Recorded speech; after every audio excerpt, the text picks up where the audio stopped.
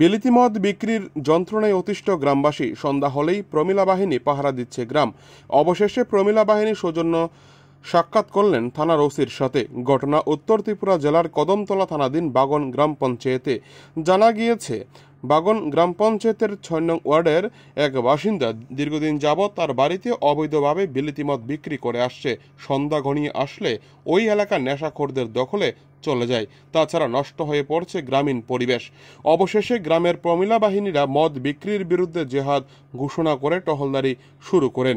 রবি মালাকার নামের এক মহিলা অভিযোগ করে বলেন, রাজু মালাকার তার আপন ভাই, কিন্তু তার যন্ত্রণায় অতিষ্ঠ গোটা গ্রাম। সে অত্যন্ত চতুরতার সহিত মদ বিক্রি করে আসছে বলে গ্রামের মহিলারা অভিযোগ করেছে। গত 16 তারিখে একটা অ্যাপ্লিকেশন জমা দিছি।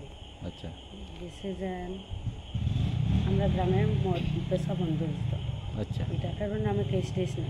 আচ্ছা। কয়েকজন মহিলারা আইসি সারিয়া কেস দিছে। আচ্ছা, তো 77 জন সিগনেচার আছে তারা।